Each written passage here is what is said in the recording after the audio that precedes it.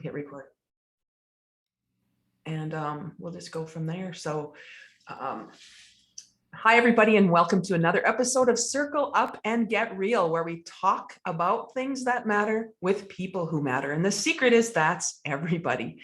So I need to tell you as we start this interview that I am so blessed to be having this conversation with Chris Dyer, because I don't really know a whole lot about Chris in full transparency.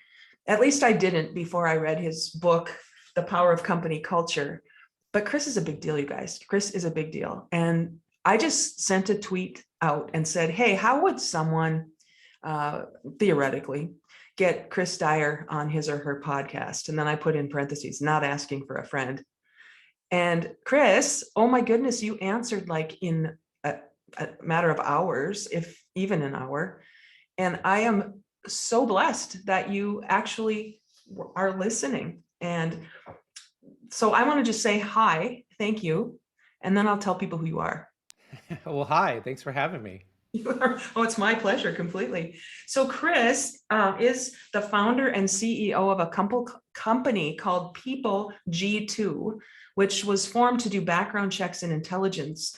They're based in California. He's also the host of Talent Talk on OC Talk Radio and iHeartRadio, which I found fascinating, Chris, because you don't talk about yourself ever on those interviews. You're always talking about somebody else, which is kind of what I want to do with Circle Up and Get Real as well. So it feels like we have a lot in common, even though I'm just meeting you for the first time right now. So thank you for being here. And who is Chris Dyer? How do we start that conversation, Chris? Boy, give me the loaded question to begin with. I mean, I don't know.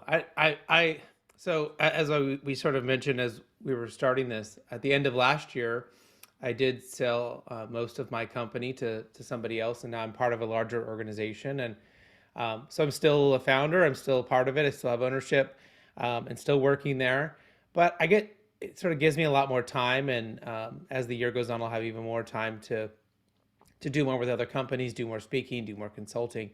And I may have made the joke probably one too many times to my close friends and network that I'm kind of trying to figure out what I want to do when I grow up. Mm. You know, for years, it's always been do one thing, try to do it really well. Then you, by luck, by chance, whatever, you bump into the next thing and then you do that, right? And so I look at everything in my career, it's just been work as hard as you can, get to know as many people as you can, be good to everyone around you. And then when an opportunity strikes, like, don't drag your feet. Mm-hmm. And I think the real tipping point for me was, hard work and trying things or using your network was good. But in 2018, I decided I was going to say yes to every question that was asked of me, right? And so there's that silly Jim Carrey movie about that. There's also, that actually goes back to another British story that started that whole thing. But I actually was really pushing it through the lens of Shonda Rhimes, where, I don't know if for some of you who don't know what Grey's Anatomy is or is upset about where are you living if you don't know Grey's Anatomy? If you ever been forced by your spouse to watch Grey's Anatomy, you may you may understand my reluctance to pay attention to the audiobook my wife was streaming, every morning when we were getting ready. And I was like, oh, Shonda Rhimes, I'd immediately had this negative thing, but I'm accidentally overhearing what she's talking about. And I'm like, oh, this book is really good. So I said, okay, time to take off my preconceived ideas. And I went and listened to the book, and it was really, really good. And the book is called A Year of Yes. Mm. And so it was a much better, sophisticated, real life version of the silly Jim Carrey movie, right? What really happens, what was really going on with her to make her feel like she couldn't say, yes to things. And so I sort of saw some of although we're totally different personalities, and I found some similarities that she thought if she said yes to too many things, she wouldn't have time to do the things that were important. And we both sort of discovered that by saying yes to things, yeah, you do some dumb things you wish you hadn't have done. You end up in some situations where you're like, well, that was stupid. But you end up in a whole bunch of other situations where like magic happens Mhm. and you meet incredible people and you do things that you never would have done that change your life and change your perspective, change your direction, change your trajectory from a business standpoint. And that's sort of been this is the current iteration, I guess, of kind of the journey I'm on is riding that wave of all the things that happened to me in 2018. And if I look at where I'm at right now, that is a foundational piece of that, right? Of learning to say yes to things, and and then once you're there, not complaining, not being upset because it didn't meet your expectations, not finding the negative to focus on because maybe it didn't align exactly, but like, how do you make the best of it? How do you turn anything into a great experience and trying to become that person for the other people around you, which I think is kind of a management lesson as well. Mhm. And that sort of has changed. So that's just kind of the where I'm at on my journey. And in your book, which I devoured, the first book you wrote, which is The Power of Company Culture, you talk about positivity being one of the pillars. And Mm-hmm. so it's no surprise to me that you would say yes. And in fact, you say that in the book about saying yes to things. So positivity, I've had someone in my life tell me that I am toxically positive. She told me that there's a danger, Jody, in being too positive. And I think sometimes you are on that edge. And I don't agree because I see toxic positivity as being denial of anything that's not positive. That's not what I hear you saying, Chris.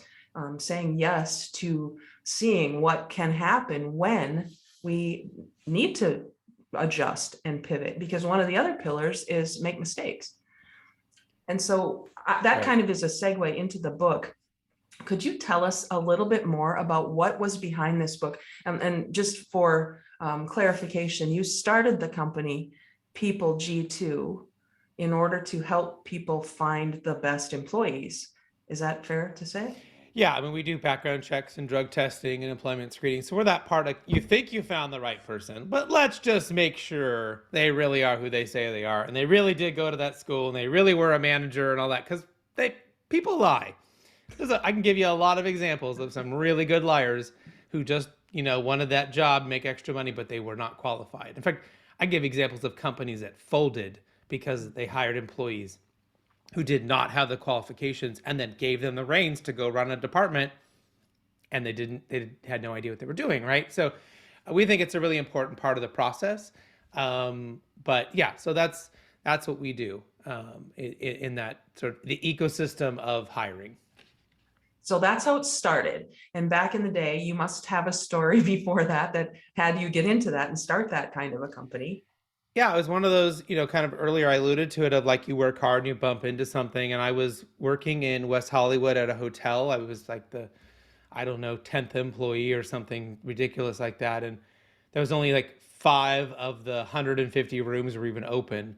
And they brought me in to figure out security and valet. Now, what experience I had in that department? Well, I was none. But I was just like, they just didn't want an old cop. That literally I found out later on. They didn't want some old cop to be their head of security. And so here I was, a criminal justice, just finishing up my criminal justice degree.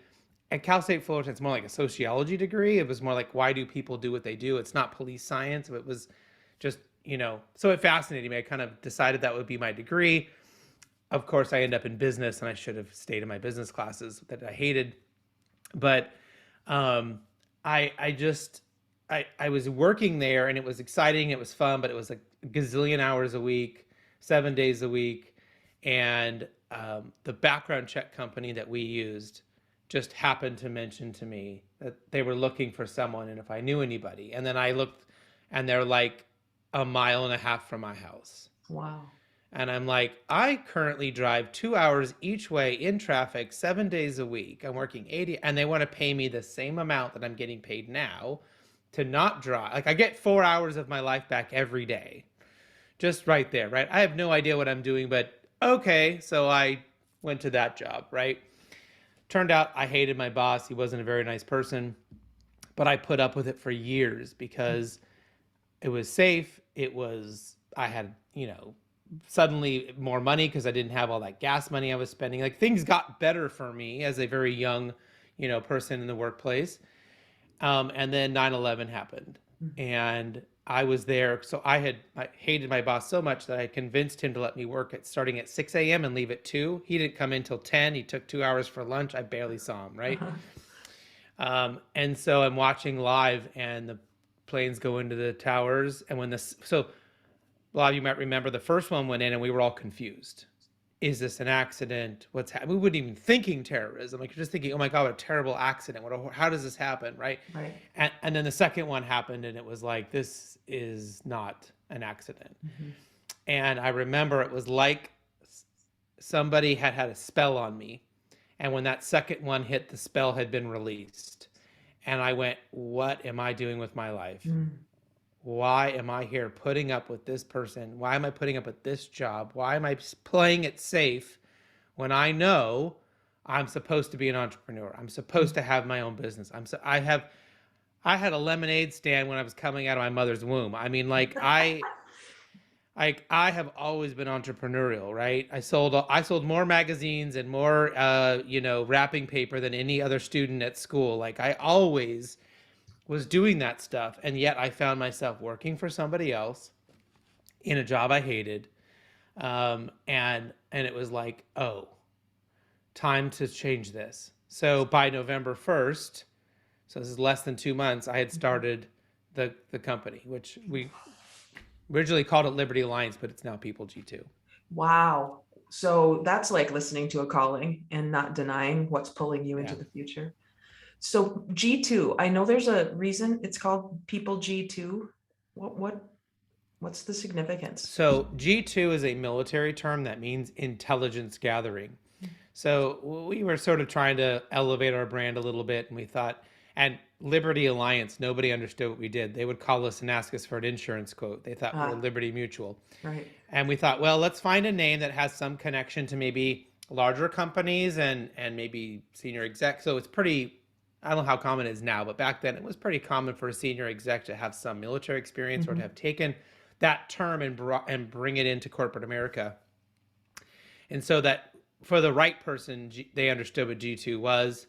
And of course, so intelligence gathering about people. Right. And we even sort of expanded our services. It wasn't just for employees. This was for tenants. It was for business acquisitions, M&As. So we sort of expanded what we meant by that, and kind of brought in other services to the organization as a part of that rebranding. That's great. And you started it. So how did you start? How many employees and how many are there now? It was, just me, and I brought in, this is one of the probably best I wouldn't say worst, but you could say it's a cautionary tale. So I basically hired everyone who I knew who would work for nothing, and that was like my family, right? And like real close friends.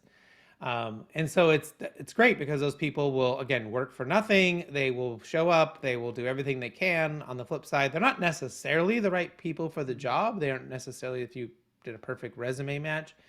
And because they're your friends and family, you're going to fight like cats and dogs about every decision. But that's how we started. And I wouldn't be here without those people. But over the years, we had to evolve and we had to grow and we had to change. And so some of those people stayed and some of those people didn't. And but now we are, what are we, 50 something people that are inside of the core organization, and then we have like 4,000 independent contractors that we have to manage and work with every day to facilitate the work that we do. Wow. That, I just love hearing that story, because having read the book about finding the right employees, about creating the right culture, and I bet the things you learned were from what not to do as well as what to do. I hate sometimes to go back and put today's sort of like understanding back on it, what you were before, right? And not to get into politics or whatever. I think sometimes we make a mistake by trying to put our today's lens back on like 1,000 years ago. Like, right. It's not the same thing, right? And there are things to learn from history, but it's hard to, like, I don't know, take a time machine back there and be like, guess what? You guys are supposed to be doing this. And they would just be so foreign to them. Right. So I hate to like go too far back on myself and get mad. I just didn't know what I didn't know. Sure. Right. My whole progression is learning, learning, learning. And so over time, I would learn enough and then suddenly decide we have to pivot. We have to change. We have to evolve the organization. But I kind of found that it was me doing the learning and getting to the point that I realized a change was needed. And then it was turning around, getting everyone on board, helping them understand, helping them learn, maybe forcing them to do it, whatever I needed to do. And if they wouldn't change, then they had to go. But it wasn't like initially the organization didn't move together. It was me, and then I moved them along, then me, and I moved them along. And eventually we got to the point where in the last 5 years, that wasn't the case. Instead, it was we were all moving and changing together. At least the senior team was. And then they could take those lessons out to their direct reports. The organization could be progressing at a much faster rate together, but that just wasn't possible early on, right? I mean, they were just not how it was. I mean, I literally managed the way I used to run sports teams, right? And I had to learn that it didn't work so well when you can't go make somebody do 10 push-ups for not listening to you. Right. You could do that with the kids, but you couldn't do that with adults, at least not for very long. So I had to like change my management style, and it was also a lot of rah, and, kind of stuff you do when you're coaching. And to your comment about toxic positivity, sometimes not having a real conversation and not being vulnerable, not talking about what's really going on and what's really getting in our way, right? That was the stuff that we weren't doing. We had to really start focusing on. Well, and to your point about I would say, looking back, we always connect the dots looking back. We can't do that looking forward. So if we recognize in hindsight that we were doing the best we could with what we knew at the time, there's really no reason to go back and retrofit the past. But what I hear you saying is there were a lot of steps along the way that you said I'd go a little bit and then I'd bring them along. People either stayed with you or didn't.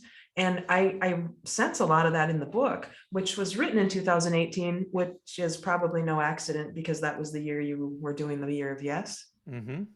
Did that had a correlation?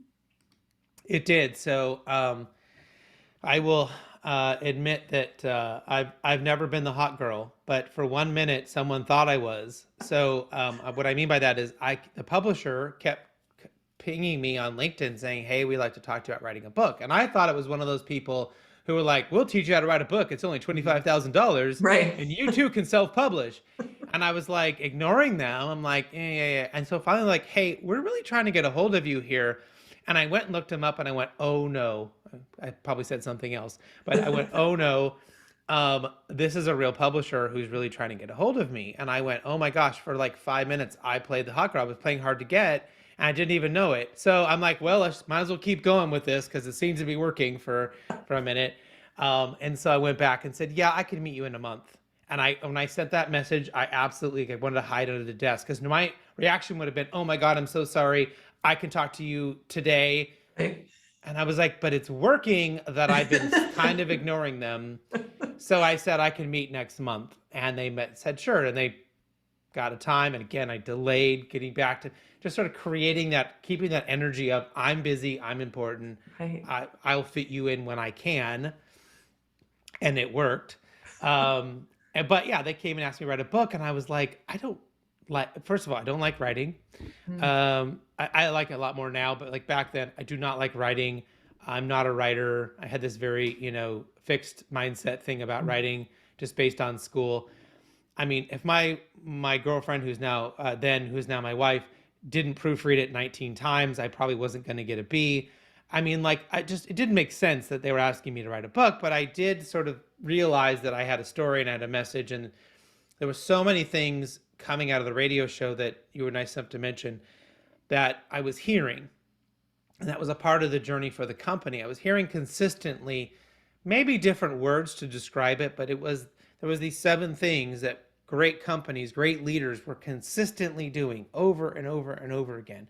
And so I went, well, I do really have something that I feel like I've been sitting on. I didn't know what to do with other than to tell my people about it and to tell my network about it. And I they asked me what I would write about, and I told them, and they said okay, and then I had to figure out how the heck to write a book. So It sounds so simple. yeah. So somebody came to you because of what you were doing with the radio show, what they Hmm. were seeing on LinkedIn, who you were just being, Right. and then they asked you to say, what would you write a book about? I love that story. Your experience then is basically about, I'm going to call it, this is my words, not yours, the human part of human resources. It feels to me like the resources are really important in companies, but if we neglect or forget about the humans, then the resources don't really matter. And what I've gleaned from devouring this book, seriously, my coworker gave it to me, and it was her book. She wanted it back, so she allowed me to read it. But that's not how I do books. I don't know how to do that because I write in them. They're my own. Right. So I actually spent the first 3 chapters writing everything that you wrote in my notebook, which was tedious. I would have much rather written in the book. Finally, I said, I'm just going to get my own book. Well, Yeah. Yeah. There you go. Get your own. so I got my own book. But what I love about this is the 7 pillars that you've identified. And now that I know a little bit more about the history of it, come from actual people who actually have experience inside companies, which probably were problems to start with. And I know you talk about the distinction between looking at things from a problem lens, and I would call it possibility lens. But the 7 pillars make complete sense to me. And if I were to create my own opportunity inside a company, there's nothing I could come up with that would be better than these 7 pillars, because I've tried. And I thought about just stealing it. I'm just going to steal it inside the company. I'm going to create Steal it. these foundations. And then my position was eliminated. So I didn't have the opportunity to do it from the inside of a company anymore. I still believe that, as now going back on my own and creating my own company again, this is the culture, at least, is something that is super important to the experience of the employees who are living there. So could you tell us a little bit more about the 7 pillars and maybe a little history about how you got to those 7? Yeah, so I mean, the 7 really were those things I was hearing on the radio show. But what was also important for me to understand is, what are these universal things that these companies are doing? And I looked at big giant companies. I looked at the ones that, people consistently talked about and looked at and referenced. Maybe those that ones that aren't quite as sexy, but have been around for a really long time and are just really good, right? They've always been there. And then I looked at a lot of like really successful organizations that maybe didn't last a long time because they got purchased, because they got, what does the arc look like for a small company who got big real quick or got gobbled up or whatever? What did they have? And so again, they all had the same thing. They all were really good at these 7 things, but that doesn't mean there's one way to build a culture. It just means that whatever that culture is and however it looks, you better be good at these 7 things or you're not going to last. So you can be a really results-oriented company. You can be a really family-style company. You can be a really measurement focused. There's lots of different culture styles that are almost like a personality style, but are not necessarily a reflection of whether or not the culture is going to be good. It's just the way you do things inside the organization. But ultimately, what you're trying to do, if you can be good at these 7 things, is you will create a culture where people have your back versus you better watch your back. And that is the simple, and usually when I say that, people get it because they've been in both worlds and they're like, I've been in companies where you better watch your back.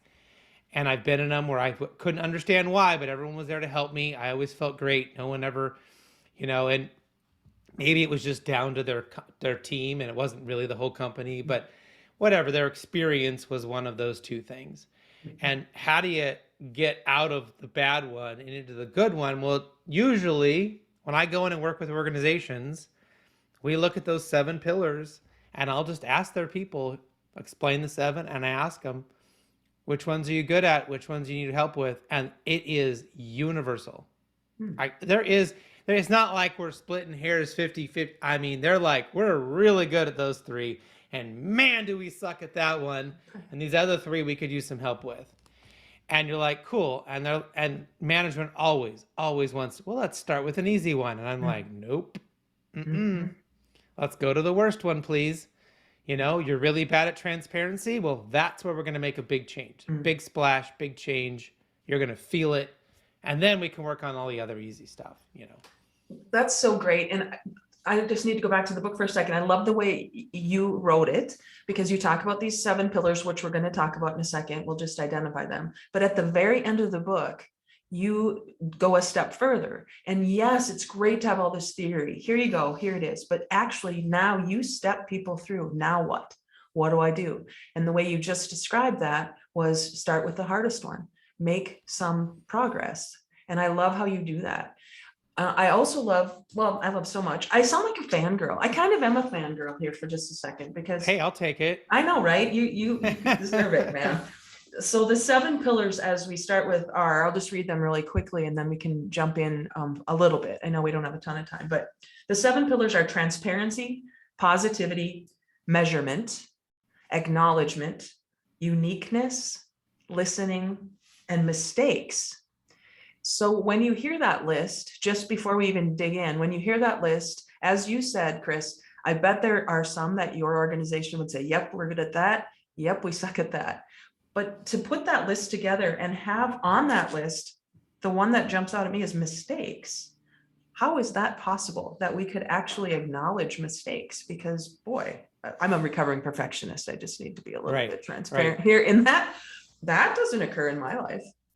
So talk us. I would say the mistakes one came to me probably towards the end of kind of formulating this idea, right? And I was playing around with innovation and looking at that a lot of the great companies were good at innovation. But I was like, but is innovation just hiring people who think that way? Is innovation throwing a lot of money in R&D? Like, what is innovation, right? And in reading lots of books, and so the other part we didn't talk about is I probably read 300-400 books on this topic. And again, they were all in some way putting these pieces together to create this language. And I realized that innovation itself was just the ability for the average person to be able to make things better, or to be able to suggest something, or to be able to bring an idea to somebody and it would be heard and it would be taken not having your boss take it credit for it, right, and take it as their own, or like there's this, how do you move something upstream to be able to help the organization get better? And there's some really clear examples, and they're in the book, right? So you look at someone like Kodak, who didn't, right, or Blockbuster Video, and there's so many stories in their company's arc where people tried. You say, well, why didn't Blockbuster become Netflix? People tried internally to turn it into Netflix and they said no, right? They didn't listen. It wasn't that they didn't know the idea and they were totally oblivious. They knew the idea and they were so rigid it never got to the top and they said no. Conversely, look at someone like 3M that said, we are going to document every mistake and we're going to categorize it and put it in a database, and it's going to be there forever because we think it's a good thing to keep track of, and who knows what good thing may come out of this later. And of course, if you don't know their most famous product, the Post-it is a complete mistake. It comes from a set of mistakes that other people made that somebody turned into something, totally awesome and profitable. And so, but we had to create the right framework. So what's important for anyone listening to know is that there's a difference between mistakes and errors. And errors are those, if you keep miscalculating payroll, right? If you keep, running the forklift into the wall, like that's an error. You either need retraining or you need to be shown the door, right? We don't need to tolerate those kinds of behaviors. And there's a lot of reason those behaviors occur, and we have to be really careful about that. Are people being, I think I have some examples in the book about medication issues with nurses. And so, it was like, there was a whole process, and there was like sleep, and there was certain things that was happening. They were asking these people to do make way too many decisions on way too far asleep. Like the environment created all these problems. It wasn't the people. So are there things happening, right, to create this? So if that's not the case, then you need to get rid of that person. Yeah. If you ask me to be a brain surgeon, about one surgery in, you're going to know I probably should not be a brain surgeon anymore. Right? We all have our skills. We've all learned certain things. There's a place for us in the world, or maybe a lot of places, but not every place. Mm-hmm. And so you have to figure that out as a company. Mm-hmm. But on the flip side, a mistake is I was trying to do my best. I thought what I did was the right thing, and here's why. Mm-hmm. And so if somebody can demonstrate to me that they were trying to do the right thing for the client, that they believed what they were doing was correct, and they didn't have the training, they didn't have the resources, they didn't have anything they needed to make any other decision, it's a mistake. Right. And so we retrain, we help them, we learn. Maybe it's just the whole company can learn from this. This is the first time we've ever seen something like this. Let's all learn from it. Yeah. And so, yeah, go ahead. Well, what I love about the way you're describing this, there's this circles that fit together with all of the 7, because transparency and communication and listening all come into play when you talk about mistakes. And if you don't have one without the other, you're not going to have the full picture. Right. You talk about accountability, sort of. I mean, you're talking about owning those mistakes and being able to say with confidence, I tried to do my best. I thought I was making the best decision. And when people feel that they can be accountable with other people and not always to them necessarily, I think that's when you create that culture that has some of these things: positivity, measurement, acknowledgement, uniqueness, listening, mistakes. And it's sort of, they all work together is what I'm hearing. Yeah. I had an employee years ago that cost us a lot of money. The decision they made cost us a ton of money, and it ticked off the client, and everyone was upset, and everyone internally was saying we should fire this employee. And I said, maybe we should, but can we go back and have a real conversation with everyone and try to understand how this happened? I just want to understand how it went from point A to point B. And then we can decide what to do. But I said it needs to be an open and honest conversation. I don't want anyone pointing fingers. I don't want anyone making judgment. Let's just go on a fact-finding mission, right? And at the end of that, everyone came back to me and said, we can't get rid of her. We can't fire her. It wasn't her fault. Wow. And because we realized there was training gaps on our part, there was information gaps on our part. The client, we found out the client gave her the completely wrong information. Wow. So she was going on bad information. So we were able to go back to the client and say, you owe us some more money because you really, in theory, in practice here, this was your error, right? And the client, gave in and realized that was the case. And so we came up with something. But this is so typical, right? Something bad happens. People are mad. We want to point fingers. And we could have any other organization, I know they sort of fire that person in a heartbeat. They would have been out the door and gone. And what does that tell the whole organization? Don't make decisions. Right. Get quadruple check with everybody. Don't put your, don't try anything new. Right. And that's not what you want, right? There's going to be some things that happen that you don't like. I did not like this situation. I didn't like dealing with the situation, but it turned out this person there was no way they could have done anything different. I would have made the exact same decision that person made over and over and over again, given what they knew. Wow. And so how do we prevent that from happening again? Can we put in training? And this person went, and we had her do like a little mini webinar for the whole company about what happened and what she learned and why it was important and what everyone else should know so they don't have this issue. And we turned it into this transparency thing, right? And put her in a light of, and we actually, cheered, we applauded her at the end, right? And made it a positive thing. Wow. So, Well, you talk about examples. The two I can think of right off the top of my head are Zappos and Southwest Airlines, and really good examples of each of those. It's about being transparent. It's about owning, I guess, owning the mistakes, but not right. necessarily always seeing them as errors, because they are different. I love that distinction as Hmm. well. Can you talk a little bit about measurement? What we focus on expands, but if we get too numbers focused, we lose the human. And I love how you make that distinction. Right. So I think you said something in a slightly different way that I love to say, which is what you focus on grows. So I love to put in measurement first that is connected to our goals, right? Are we, so the good example is we want to grow by $5 million this year, right? So how are our salespeople doing on their quotas? And how is our marketing team doing with their ROI? And like you can look at those big things. Those make sense. And if, let's just say, for example, your salespeople in general are doing really, really well, then there's no reason for us to go any deeper into that minutia of what it is they're doing.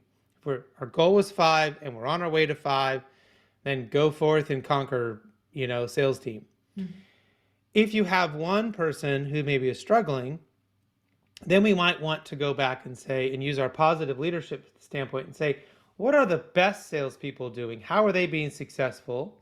And making sure that the person who's struggling understands that, has the tools, has the knowledge, right? And if that still doesn't work, then we might want to use measurement to get into the minutia to say, well, we talked to our top salespeople. They're making an average of 50 calls a day. How many calls are you making? Mm-hmm. They might say, I'm making 5. Okay, we have a problem. Or they might say, I'm making 100. Mm-hmm. Well, why are you making 100 and you're doing double the work and you're getting way less results? So maybe there's something in what you're doing here that we could fix. Mm-hmm. But what I don't like is to say, we're going to measure all the salespeople's calls and we're going to come up with some arbitrary number that says you should be making X amount of calls and sending X amount of emails across the board to be successful. Because that's not what I have ever seen from salespeople. I have some that do it one way, some that do it another, some are successful this way and that way. It's what's the big goal? And I don't need to worry about the minutia measurements unless there's a reason to go look there, right? Well, that speaks to the culture, which is exactly what we're talking about. The culture is, the way I'm observing what you're saying, the culture is not what you hope as the CEO it is. It is what it is. It is what they feel, they being the employees, they being the associates, the people who are doing any kind of business with you. Because you can tell them this is what our culture is, but that isn't what I hear happening in the organizations that I'm observing, which don't probably have your book, haven't done the research you've done. You said earlier in this conversation that you went first. When you were building the company, you said, I went a little way and then I'd bring them with me. And then I'd go a little way and then I'd bring them with me. And I'm wondering if that is a reason that you have these 7 pillars, that you've experienced them yourself. Yeah, yeah, absolutely. And we looked, so back in 2008, 2009 when we had the recession, I decided I had to redo the company. But the problem was, it was like, well, what does that mean? Right? It's almost like saying, well, we're going to hire a new coach for this basketball team and we need a new offense. And the question would be, well, what's the best offense? What are you supposed to do? Mm-hmm. Right? And if you know what the best offense is, well, then you know which coach to go get. But Yeah. I didn't know what was the best culture. What does the best culture look like? What does that mean? And that set me on that journey of starting the podcast, talking to people, reading all those books. And then over time, I was trying to constantly answer this question. What is it? And we would figure some things out as we went along. But it was what does that look like? What do we need to be focused on? And those were those 7 things that I finally, when I got to the 7, new ideas and new things would come up. But as I thought about them, they generally would fall back into one of the pillars. They weren't really a new idea. There wasn't a new thing. Yeah. It was just maybe a new way to say it, Yeah. right? And so once we kind of got to that point, that was when I went, okay, now we're at a point that we can articulate this. And then just out of coincidence, it was right when the publisher came knocking on the door. So Well, it's fun because when you hit on a principle, you nod and go, yes, that's it. You said we fell back into one of those 7 pillars.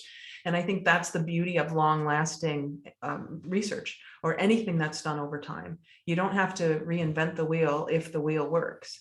And so I love this. I was going to ask you, is there anything you would change? But I don't think you need to if you find those pillars. One thing that you have done, as I am aware these days, is written another book. And the next book is about being a remote worker. I don't know much about that book, so I'd love you to tell us about that and how that was born.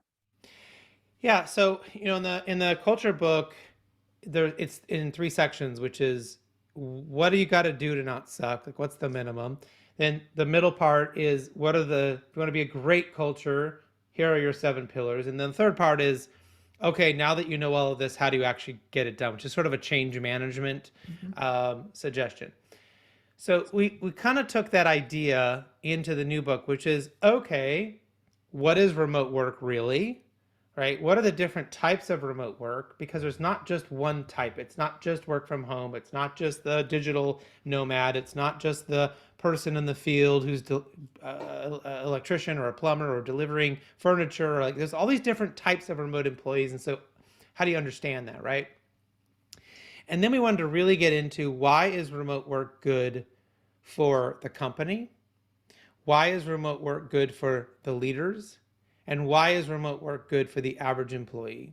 And we tried to look at that lens for the different stakeholders inside of an organization and what it can do for them and what the challenges might be.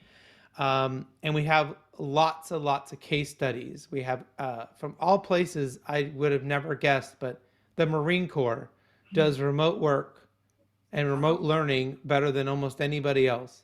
They're able to train people remotely from their homes so well that they can come together and in a week just do the stuff they got to do together and they're ready to go and execute. Wow. Right? And so what does that look like? We looked at how did an organization, AMM Healthcare in San Diego, how did they go from totally in the office to totally remote and then having to staff 4,000 nurses overnight in New York during COVID, right? How do you transform your organization and then have to go do something so big you've never had to do before and be successful at it? Yeah. And remote work was a fundamental part of that. So we really tried to kind of create stories. So even if remote work isn't something that you're going to do a lot of, or maybe you're going to do hybrid, there's still, I think, lots of leadership lessons. It's sort of an extension of the culture book where we're really looking at, stories of great leaders, story of great organizations. The lens here is that my co-author and she took her company fully remote before I did. I did it in 2009. And it was a fundamentally important part to us being successful and being able, as slightly smaller organizations, like smaller compared to Google and Facebook and things like this, right? To be able to compete for talent and compete for, with smaller resources and smaller budgets, to get rid of rent and to get rid of some expenses we didn't need, and to be able to say yes to some of my best employees are people we could have never hired had we been in a building. Wow. Wow. So this seems counterintuitive in a way, because it seems that culture would be something that's established when you're together under one roof. But you said 2009. So this isn't pandemic related. Right. But that probably got some legs during the COVID pandemic for you. Yeah. So you have to change how you do things in order for the culture to, I think, not only maintain, but actually get better. And that's by changing how you meet. That's changing or creating what I call signposts.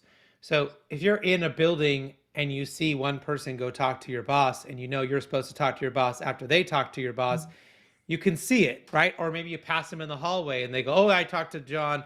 Oh, okay, cool. Right. And you know, but in a remote environment, you don't know.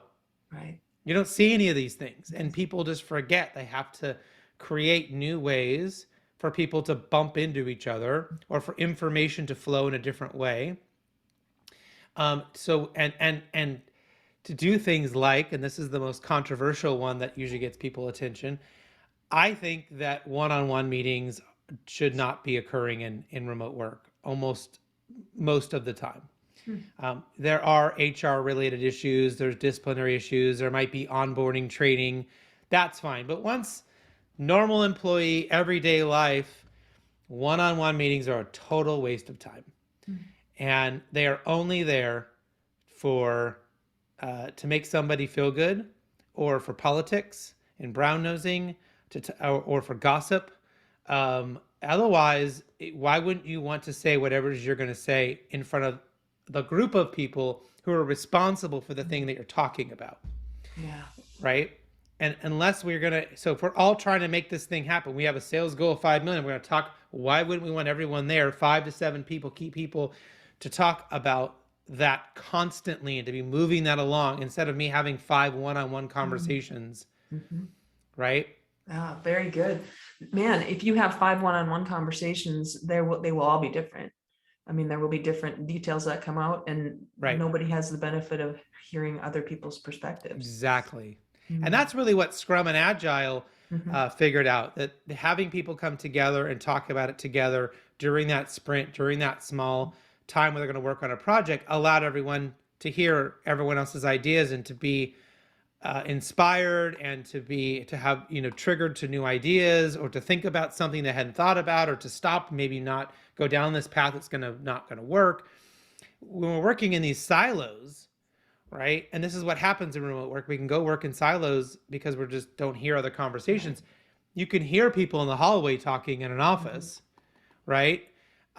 But that's only true in that office. Mm. Any organization who has multiple offices then has siloing themselves Sure. based on the geographical locations. And so taking on these principles that we talk about in the book can help them as well, even if they're just trying to unsilo their locations. Right. So this brings me to another question. One of my favorite books is Good to Great, classic. And they talk about the distinction between building a company that goes from good to great and one that is built to last.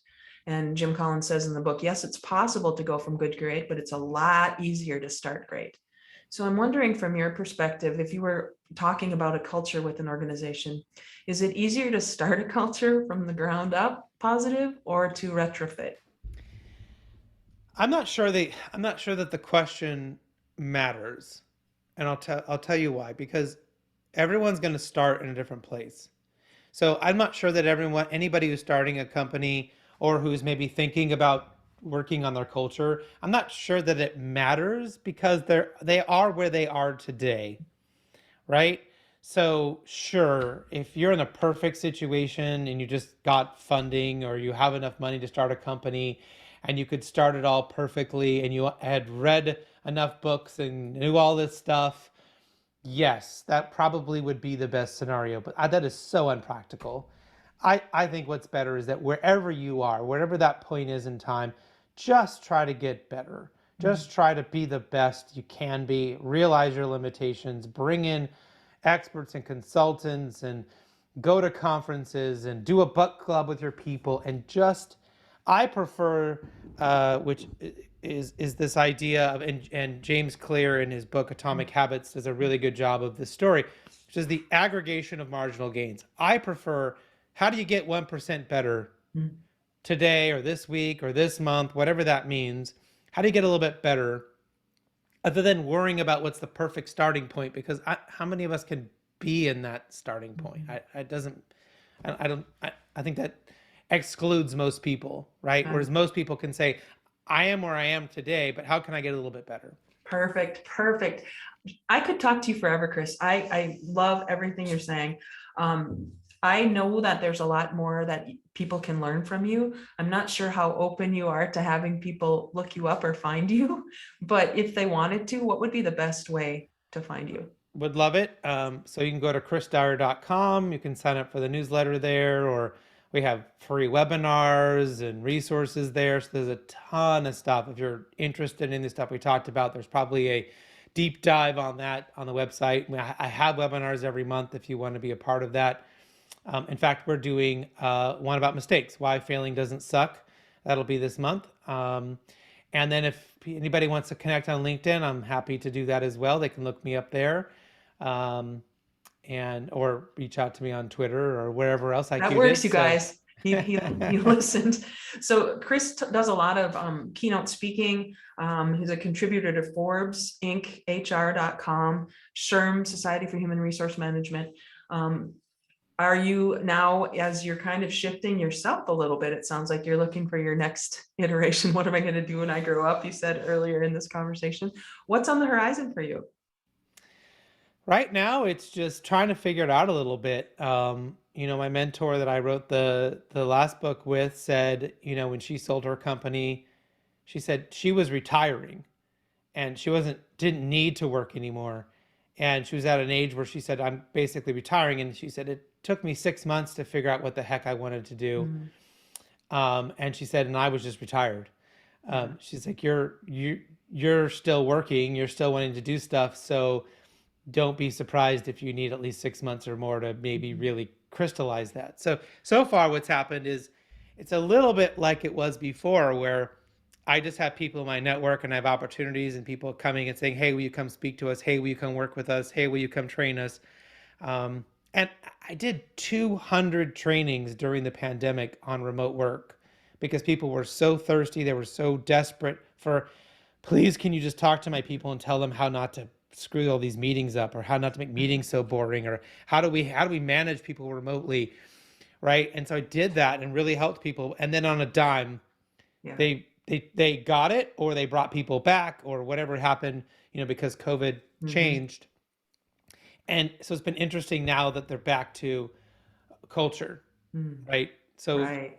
I feel like a fashion designer. Everything comes back in vogue again, at some point if you sit around long enough. So Yeah. You will, it doesn't sound to me like you will have any trouble staying busy. I hope not. But so far it's been good. So if anyone, needs help, I'm happy to talk to them. I appreciate you taking the time, Chris. I look forward to following you more and just staying in touch. So Fantastic. thank Thanks for you. having me, Jody. And if anybody is interested in learning more about Chris, I will put the information in the show notes. And Chris, I can't even, I don't know. I'm just so fangirl. I'm just a fangirl. I really love what you're doing. You speak my language. I feel like we are speaking the same language, and I'm just now converging where, I've been doing a lot of this work for a long time, and finding you and finding your message and the way you word things and how you've said them is just so important, so necessary. And if I could work in a company that was like what you created at People G2, I would be a happy camper. Well, thank you so much. Yeah, you're welcome. Please stay in touch. I would love to send you my book if you're interested. My book is about culture too, but it's not like yours. If you could just give me your address at some point, I would love to send it to you. Sure. Yeah, I You can can send put it you in chat or an email. Yeah, or I can put in the chat. Sure. Thank you, my friend. I hope I can call you my friend. I just feel really connected to you, and Absolutely. Absolutely. I appreciate it. I'll And stop recording here. and who knows, maybe you're doing the fractional exact thing. I've been doing lots of that as well. So, there's a way for us to collaborate in the future, let me know. That would be awesome. I would love that. I'll stop recording. Yes.